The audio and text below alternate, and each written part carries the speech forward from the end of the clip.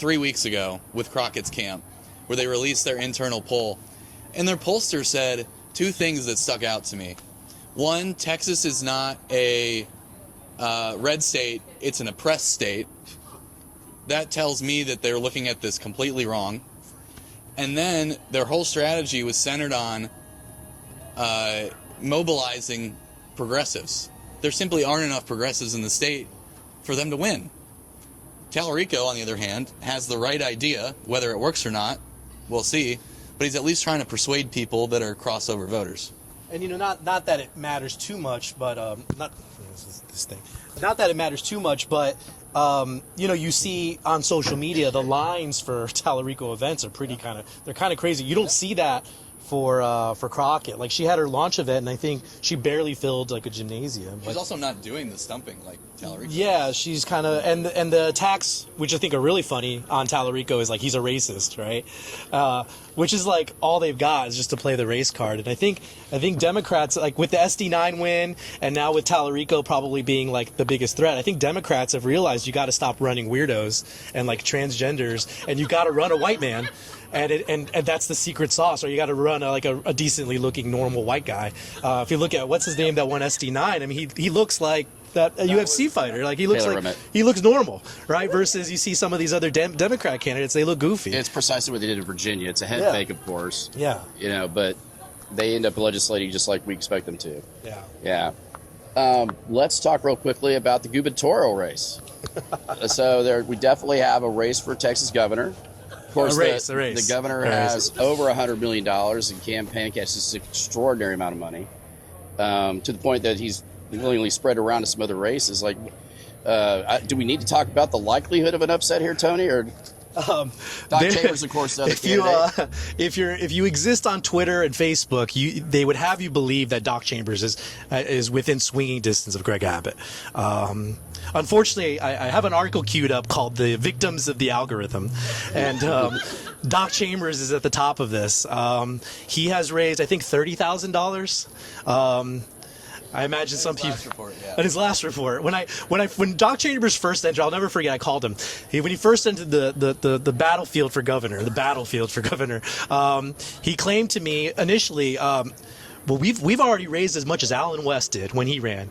And for those who don't know, Alan West, I think he raised like $250,000 in his first the gubernatorial. Yeah, like he raised, and I was like, so wait a minute, Dr. Chambers. You're telling me you raised $250,000 already? I didn't realize it was that much. It's actually all in kind. We've got $250,000 in kind donations, and of course that's never shown up on the reports, right? But people have problems with Abbott, and I agree with those. I've written plenty of articles criticizing Abbott, but like Brad has also said, and one of my favorite phrases, two things could be true at the same time. Greg Abbott is not as good as he could be, and Doc P. Chambers is a joke. Those are both real things. What do you really think? And he's going to lose, and I think it's going to be a big culture shock for a lot of people to realize that, I'm still ranting, but like you had Huff Hines, and you had Huff Hines, you had a multimillionaire, you had Alan West, you had a social media star from what's his name, The Blaze, Chad Prather. All of them they dropped $10 million just to try to primary Greg Abbott, and they couldn't do that. $10 million. You're telling me a dude who lives in an RV with $30,000 is going to primary? Like, give me a break. You're not serious. If you truly believe that, you're not a serious person. I'm sorry. Now, Brad, you interviewed the governor just recently. Did he seem nervous at all? No. He did nothing but talk about Democrats the whole time. If there was ever a chance to make Greg Abbott sweat or even knock him off, it was 22. And the reason was, you had some at least semi-formidable challengers, particularly Huff Hines with the money, Alan West with the profile. And you were coming off COVID, where people were actually legitimately pissed at him. Regular people. Most people don't, they just know Greg Abbott's governor. They don't know anything about him. If all you could muster was, 36% of the vote, it collectively, $10 million. In 2022, you have no shot in hell this time around, particularly, as Tony artfully said, some hobo that lives in a trailer. RV. RV, sorry. I got It's a nice RV. It's I a actually nice got early on when he announced. I got invited to lunch with him, and I was like, "Who?" Like I literally didn't know like who he was. And I'm hearing like grassroots are like harassing state reps, like, why won't you endorse this guy? And it's like, what are you? Not serious. Like, Yeah, that's a tough one. Let's go to another one of the main events, and that's the Attorney General's race, of course, where we have it's a strong field. Strong field. Chip Roy, of course, who's got a lot of name ID, national presence. And I always tell people, like, even Trump, like, how Trump gets knocked around by the media. Trump knocking Chip Roy around does nothing but, like, raise his name ID. And then, of course, Mays Middleton, Aaron Reitz, and who's the last one? Joan Huffman. Sorry, apologies for that. So, how do you guys see it? you want to go first? It is a very formidable field. Everyone is an actual candidate. Yeah. And has an actual reason to run for the office, has actual experience, either at really high levels legislatively or in the courtroom. And in my mind, this is the most interesting race. Mm-hmm. I think it's become clear Chip Roy's significantly in first and will make the runoff. And if you ask all the candidates, maybe they won't tell you, maybe they'll lie to your face. Reitz actually did tell me in an interview on camera that Chip's in the runoff. Chip's in the runoff. Question is who joins him. I think it's going to be Mays Middleton. The sheer amount of money he's been spending sets him apart from everyone else. And when you have all of the oxygen being taken by the U.S. Senate race, it is so hard for someone without that money to break through. And I think all the polling has shown that it's probably going to be Mays. And, maybe something wild happens, maybe a February surprise occurs, but it seems pretty set to me. I will say about Joan, even though she was an afterthought. Apologies. Yeah, that's right. Joan. She's got a big base in Houston. And then I saw something weird happen. Poll was put out in September, and it had Chip way ahead, Mays in fourth, Reitz and Huffman in the high single digits. And then one was done right after the SD9 November election, which included a candidate named John Huffman. All this money was pumped in because it was a casino proxy fight, and guess whose numbers bumped up? Joan Huffman. So she didn't have to spend money and got a boost in name ID because of that.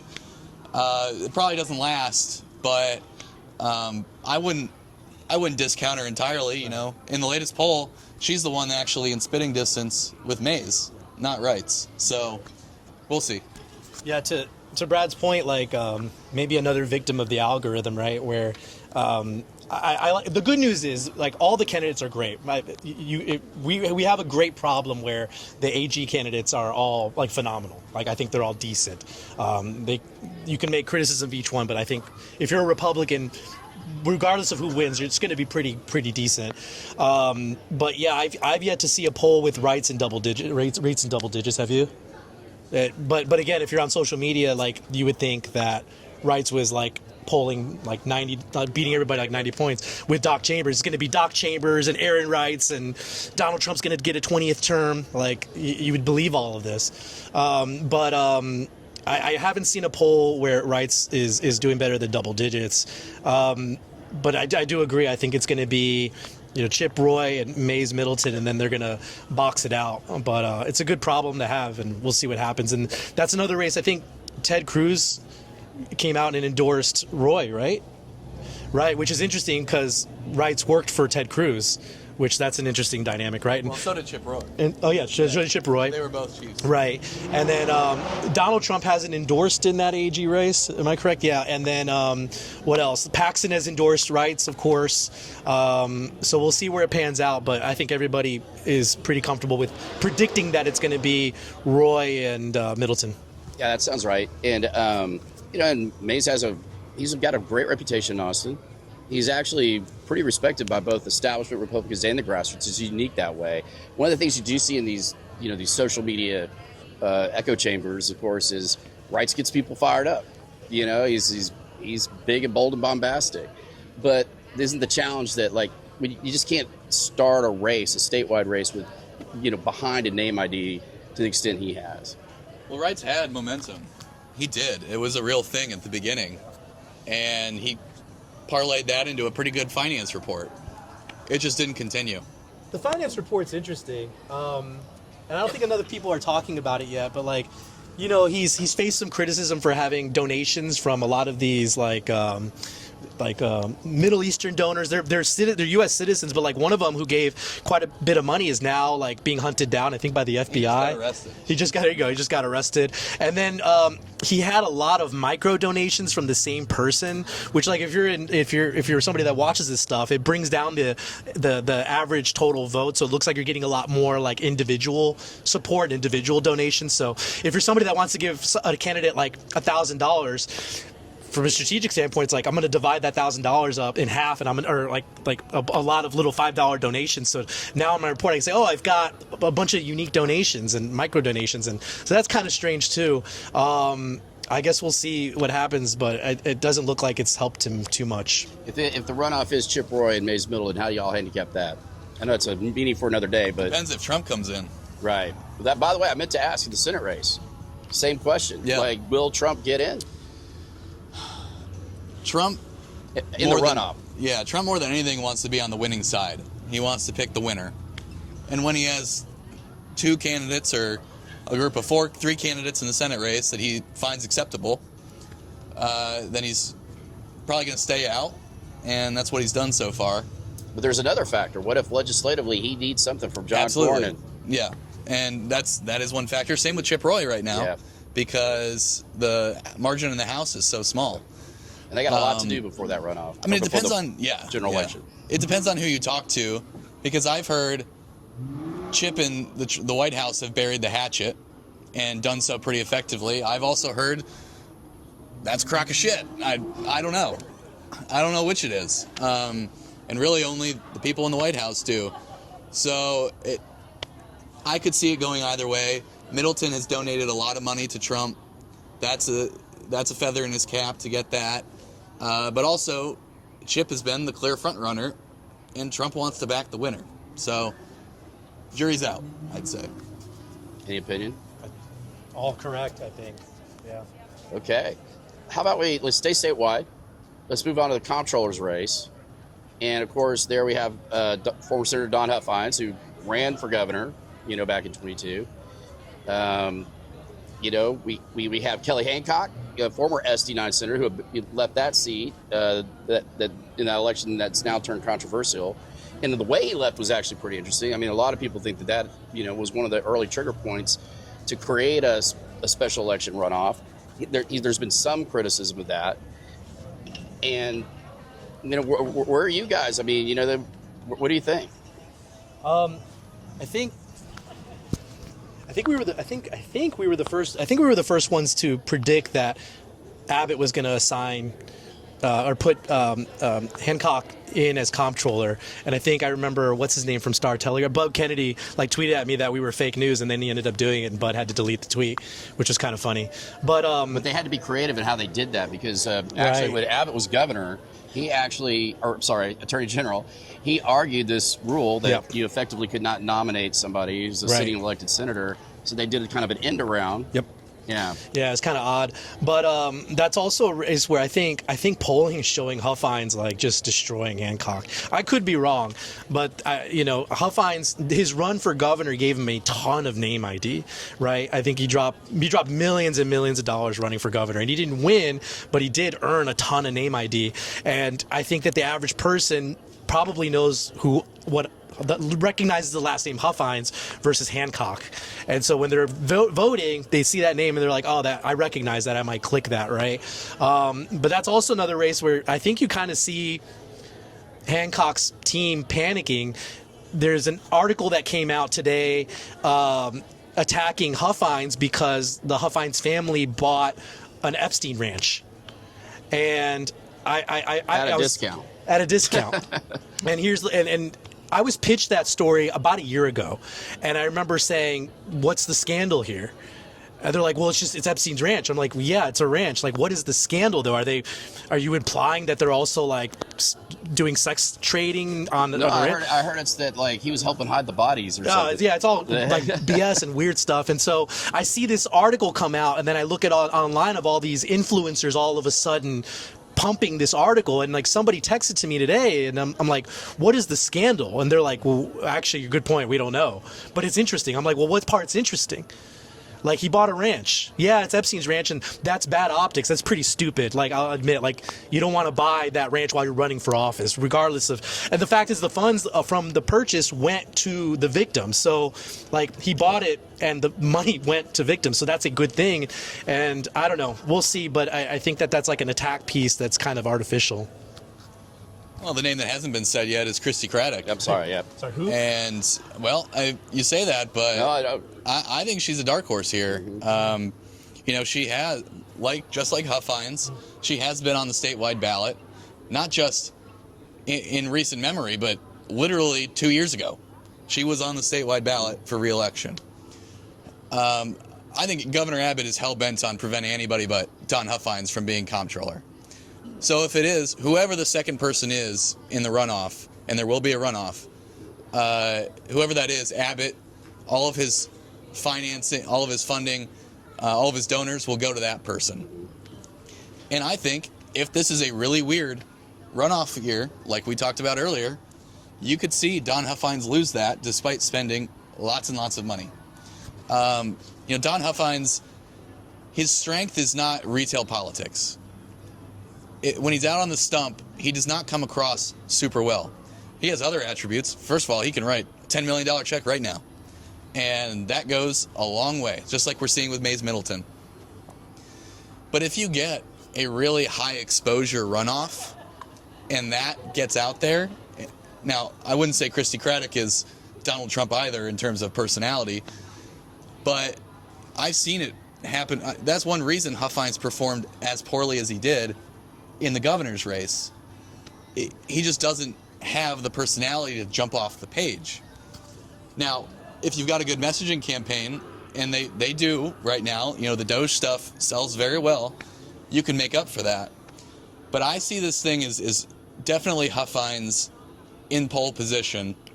And if betting were legal in this state, I'd place a bet on Huff Hines to be the next comptroller. But a lot of weird stuff can happen. And Christy Craddock's no pushover. Neither is Kelly Hancock, particularly with the governor behind him. I was talking to somebody today about Kelly in particular, and this individual is very involved in politics, was noting that Kelly just doesn't seem to have the fire that like he has in past races. And it does look a little sleepy. And the one thing about Don is what you said is true. He does get out there in the field. Like he is hustling like the grassroots, and he's beloved with the grassroots. Yeah, I mean, he works his butt off, for sure, and that's one of his attributes. Hancock, they're about to go on, he and Abbott and Nate Sheets, actually, are about to go on a statewide GOTV tour on Abbott's plane. Does that do anything? I don't know. I think it's probably, the cake's baked at this point. It's also expected that right about now is when the money will start dropping for Kelly. Well, and they are. The ads are now running. Yeah. But again, like, he's never run statewide before. Right. That might be a problem. Right. So is he just, trying to swim up creek? I don't know. I suspect it's probably another one of these where they feel safe, maybe not rightfully so based on what you said about Craddock. Totally fair. Also from a family with a lot of money. Yeah. And, he could, but their plan is to dump it all in the runoff, kind of like Cornyn. Yeah. And just hold on and make sure you're number two in this round. Yeah. Yeah, no, I think that's exactly it. And, Craddock, when she announced, if you looked at her endorsement list, it was a bunch of donors. And they were all Greg Abbott's donors. Did they flip over to Kelly Hancock when he jumped in and the governor backed him? Nope. So I think she has a lot more backing than people realize. And of course, in statewide races, if you're from a particular area, you get seduced by a particular candidate because you know them. And, Texas is a huge place, as we all know, right? And there's different voter concentrations in different parts of the state. So I think that your point about Chris is totally fair. Yeah. Where do you guys want to go next? What do you think? What would be fun? Ag commissioner? Why not? Yeah. So, quick commercial on that. So, Sunday night, this Sunday, at the Angelica Theater in Dallas, I'm actually moderating the candidate forum against Sid Miller and Nate Sheets. And that is already sold out, I believe. I say moderating, but maybe more like refereeing. It's expected to have a lot of fireworks. So, Tony, what are your thoughts there? Yeah, a lot of people don't realize that Sid Miller has the highest social media following from any Texas politician. It's huge. Like, and he's always, at least to my knowledge, he's not always had a great he's always not had a great relationship with Abbott and others, and he hasn't needed it. Like, the guy's his own machine. I remember back when he used to have his name on the gas pumps. That's how long he's been around, right? And you look up Texan in the dictionary, and Sid Miller can be right there. He looks like a Texan guy. But that being said, he's faced a lot of scandals. He's got his chief consultant Todd Smith was busted for selling hemp licenses under the table, right? And Miller almost got thrown under that, and I think. Well, then Smith, he brought him back. Yeah, then he brought him back in. So Smith's working for him again, and that's. You can argue the optics aren't good, but then you're freaking Sid Miller. You can do whatever the hell you want. And so you've got now Abbott that endorsed Sheets, and I've had the opportunity to interview both of them, and Sheets definitely comes off as a little more polished and intelligent and speaks well, and he's a successful business owner, and he knows a lot about agriculture in the industry, and but Miller's been there. He's got a lot of experience in the actual spot, so voters are left kind of wondering. But I don't think, even with all the endorsements and the money and everything and this tour that they've got going on, I don't think it's enough to overcome Miller's name ID to the average person. I could be wrong. What do you think? No, Sid Miller's going to win this race by 30, 40 points, I think. Even with Abbott endorsement and all of that. And that's not a knock against Sheets. Right. He's the best candidate that I've seen go up against Sid Miller. He's very credible, and a lot of conservatives do like him. Yeah. And a lot of them have been backing him. Let me give you a quick example. Yeah. I was at a forum in Plano, in Plano earlier this week, and it was Miller and Sheets, and the crowd was going wild for Sheets. Okay, and so much so that after they were done, Sheets stood around and hung out and chatted with people, and Miller took off. He was done. And I literally saw him leave the venue by himself. It was kind of odd to see that. But this guy's still going to win. It kind of doesn't matter. Let me add one more thing. Yeah. So, a week or two ago, the Tribune ran a piece with the title, Sid Miller's an underdog in his race for re-election. No, he's not. No, that shows to me that they don't know ball. Why traditional media's died, right? Yeah.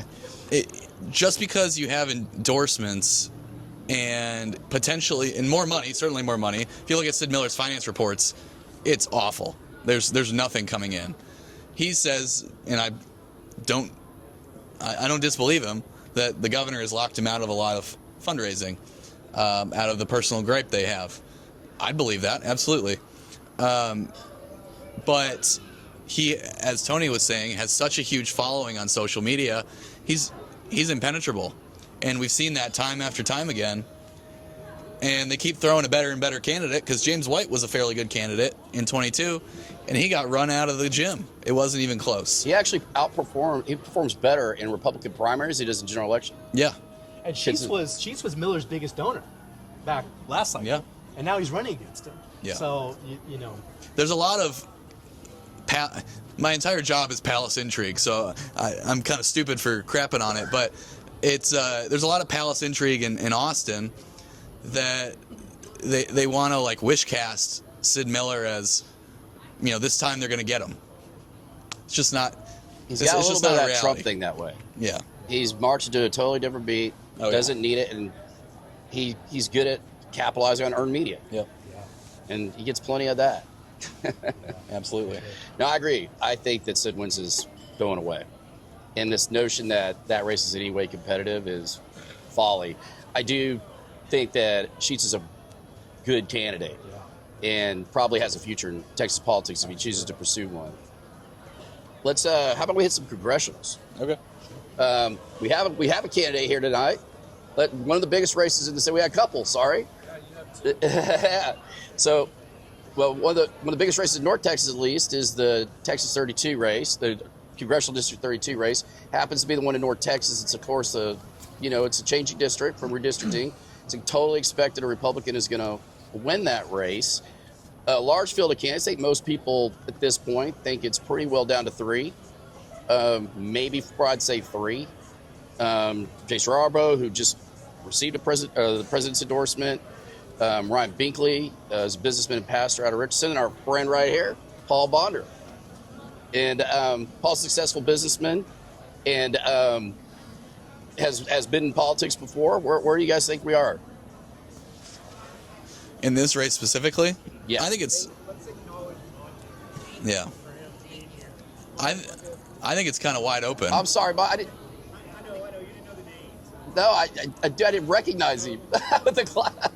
I apologize, Monty. I'm so sorry. He does know. Yeah, I do. I didn't recognize him. My apologies. And Monty Montanez, who's a candidate in that same race. I'm sorry, Brad. Go ahead. I think it's kind of wide open.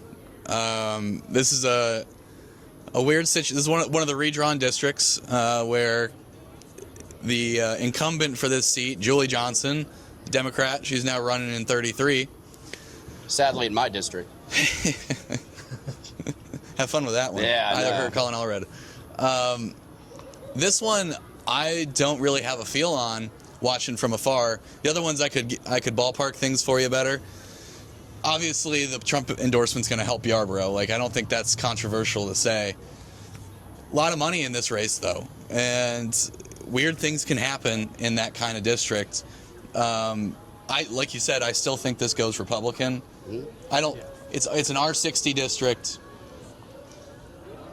Even though SD9 was R60, I think that's an anomaly. I don't think we're going to see that big of a swing.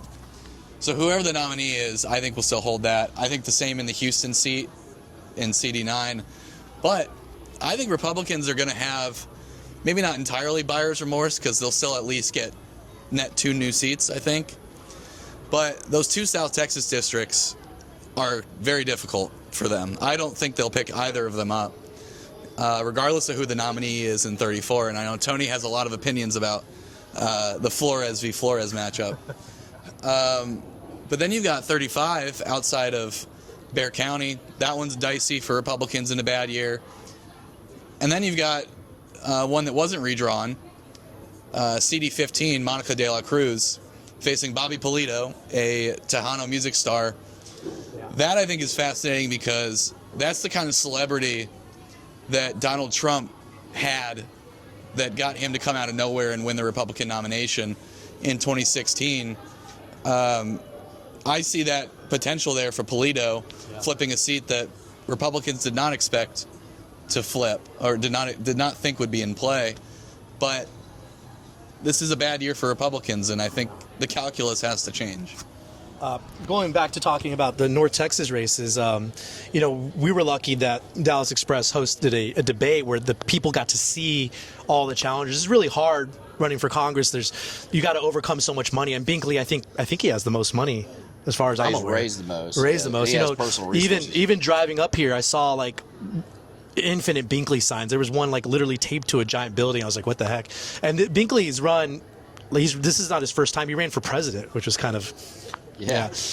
In 24. But, Dallas Express hosted a debate, and they got to finally see all of these candidates and ones maybe with not so much name ID or money talk. And I did do I did go around and interview people, and the responses were interesting. And the consensus was they really liked actually Mr. Bomdar here. They really liked Monty here. And the ones that performed the least or the worst were Darrell Day. And Day has run, I think this is his second time running for office, and they had a lot of problems with him. They thought it was very orchestrated and rehearsed and kind of fake.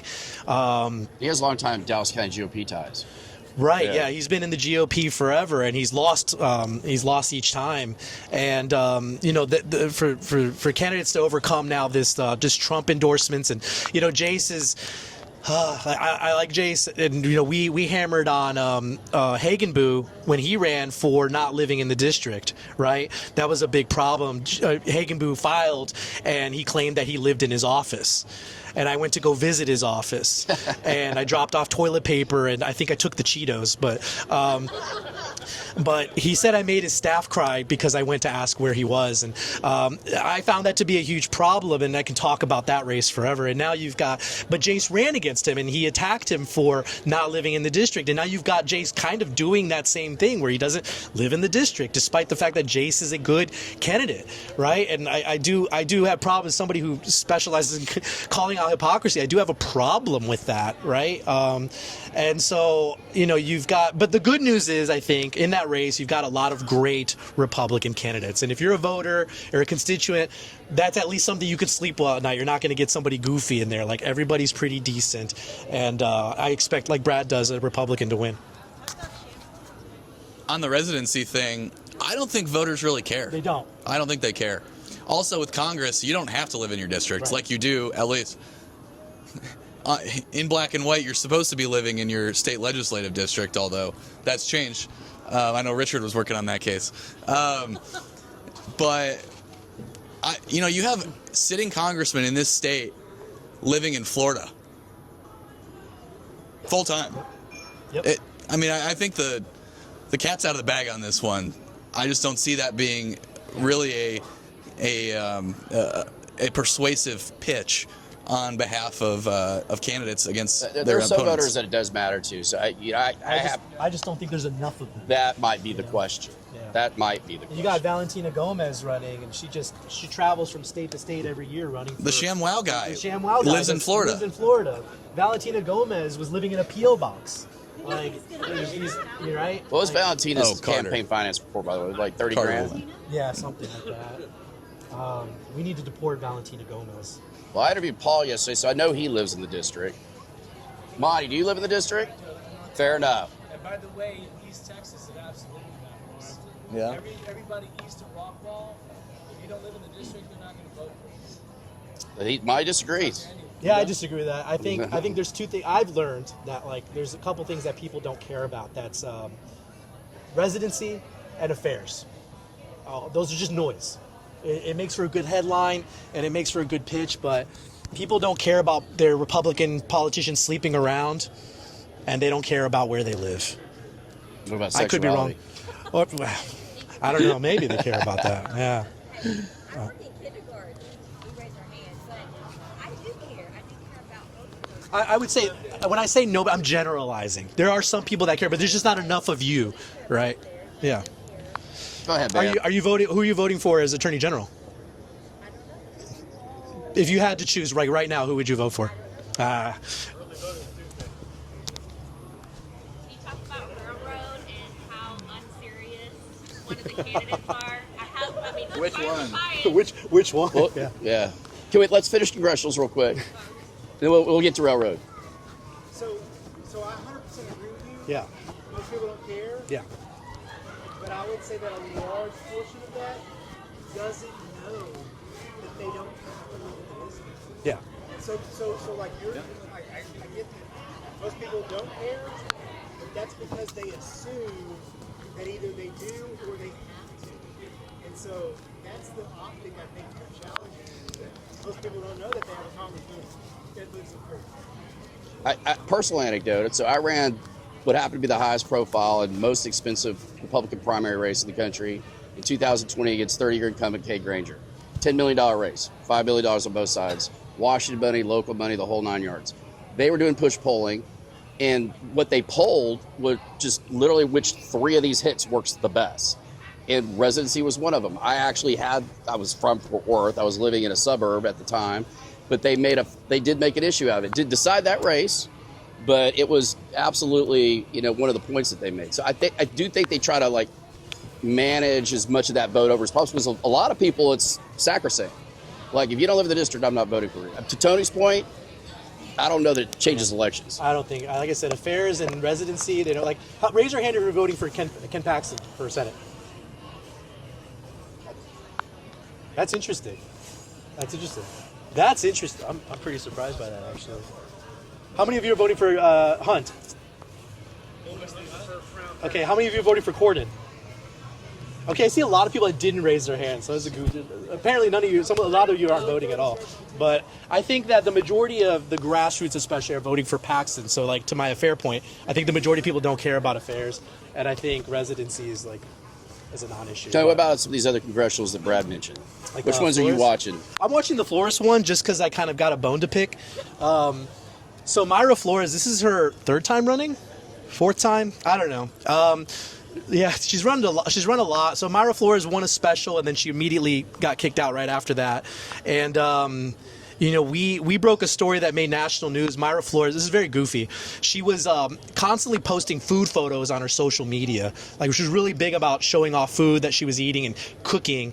And I got a tip, and I started throwing her food photos into reverse image search. And if you don't know what that is, you can take a photo that's posted online, and then you can reverse image search and see where the source is, where it was posted. And she had like an infinite number. All those food photos she was posting were stolen. They were from other people, and we called it Grubgate. And it went national, and she ended up blocking me over it. And we kind of just Current Revolt has kind of really watched that race, because even her finance reports, like, she is paying like her multiple family members and family members' boyfriends and mother and sister out of her finance report, like pretty large sums of money. And she's also taking a salary. So we've kind of coined the term that she's running as a career. Like, she may not win, but she's going to run again. And the Republican Party, and they're kind of getting away from this, is like, and I say this as a guy who's brown, like, there's a lot of white Republican voters get really excited as a Latina Republican. That's like exciting, and they think that's a rare and like special thing, and it's not. But that people are willing to throw her money because she's a pretty woman, and she's Republican, and she's a female, and she's brown, and so she does make a lot of money running for office. And what happened to Valentina Gomez then? Well, she's got a substantial amount of money. Her brother is on her payroll. Valentina Gomez's brother is taking $8,000 a month to run around and piss people off and post junk to social media. And she's going to lose. She'll be lucky if she gets 10% of that race, right? But they're taking $8,000 a month for it. So you've got a lot of these grifter candidates that are like running, not because they actually think they can win, but because it's a career path. Because and a lot of people fall for this. Like, a lot of these candidates were nobody before they ran for office. But now that they run, even if they lose, they can say, I'm a former congressional candidate. I ran for governor. I ran for Senate. And people that don't know, they're like, oh, that's a big deal. And it's like, bro, you got 1%. Like, you're like not even an honorable mention. And so anyway, I'm kind of watching that race. And she's running against this guy named Flores. So they both have the same name. And I don't know what polling looks like in there, but I don't anticipate her winning. And in fact, the Democrat might take that anyway. Doesn't matter. She's going to finish first in the primary. Think so? Whether she breaks 50 or not is a different question. And even the DC guys know that. Their whole game plan has been force her to a runoff with now Eric Flores, who's their chosen candidate. And after 2 cycles of the DC coming in fairly heavily for Mayra Flores, they've abandoned her. They decided they don't like her as a candidate, and they went with this other guy.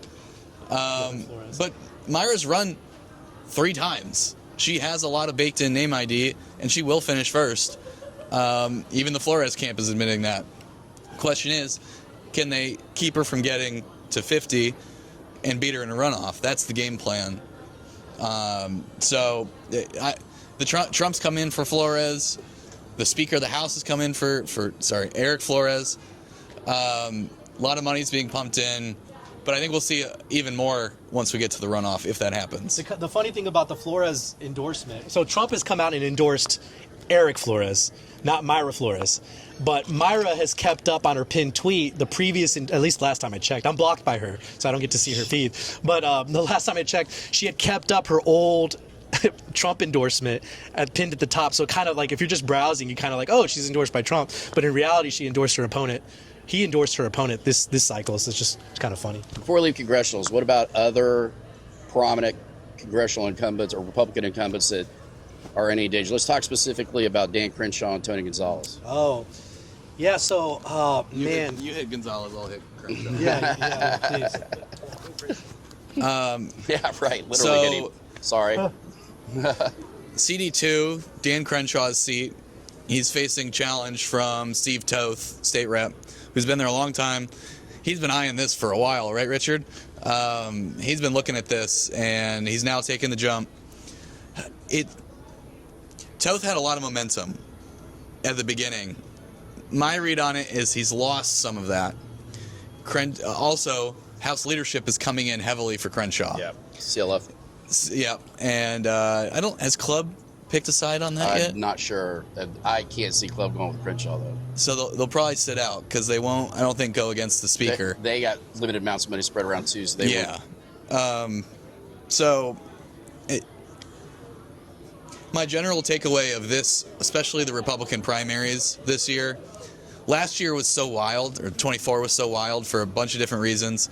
We're going to see a reversion to the mean, where you see the more traditional type Republican candidate be more successful, not winning every one, but when you have incumbency, that comes with a lot of baked-in voter appeal, whether that you like it or not, and funding, as you mentioned. Yeah, and funding. So I kind of see Crenshaw winning that, although he's sweating it out for sure. Now, the Gonzalez and Herrera race is interesting. So this isn't the first time they've gone up against each other. If I recall correctly, Gonzalez only beat Herrera by, 400 votes-ish? 400 something. Somebody said 400. Yeah, 400. And if you're Gonzalez, like, that's scary. That's, like, frightening, right? You got this guy he's a YouTuber. He's a gun YouTuber, right? Like, that's his profession. He's a YouTuber, and he's great. I'm a big gun guy, so I subscribe to his channel. I watch his stuff. But you've got this, like, Herrera's how old? Like 26 years old, running against Tony Gonzalez, and he gets within 400. So now Herrera's doing it again. And I think Gonzalez is really freaked out, and he's concerned so much to the point where, like, now even Donald Trump has stepped in and endorsed Gonzalez, which, like, going back to me talking about stupid endorsements by Trump. But Gonzalez faced a huge scandal earlier this year that we broke, at Current Revolt broke, and that was the suicide of his staffer. His staffer committed suicide, and we were the first ones to report that.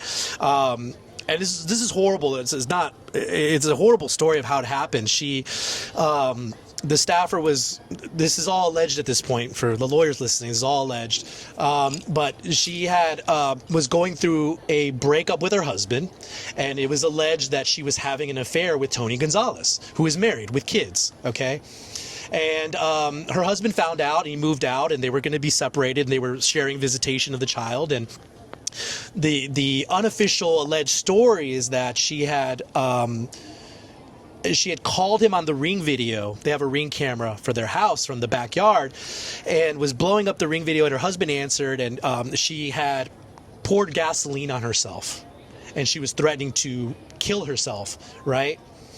Husband calls mom and says, hey, your daughter, like, go check on your daughter, okay? Mom drives over there. Daughter, and I didn't know this, gasoline, the liquid itself is inflammable. It's the fumes that are flammable, right? Daughter, and again, this is alleged, so this is all like we don't know if this is accurate or true. But daughter had lighter here, was waving it around a little too close to the fumes, and she engulfed into flames. And 12 hours later, she died. Okay. There was a massive cover-up, in my opinion, of this, right? They didn't want to turn over the autopsy report or any of the police reports. They were just really trying to, like, throw this under the table. And anyway, we reported on this way, way, way early before anyone, to the point where, like, mainstream media was calling me fake news. Actually, we were talking about this before. Like, there was journalists that were talking, like, saying that I'd really messed the story up, that it was all fake. They had to retract that, of course. It ended up being true. This was a real thing that happened. The details are what are hazy. But now, like, Gonzalez has come out, really been very confident coming out that, you know, that there wasn't anything to this, that everything was BS and, like, you know, whatever. There is a story coming out next week that has a staffer going on record. It's not coming out from me. And I think that's going to be really interesting. And so I think Gonzalez is feeling the heat, and Herrera really does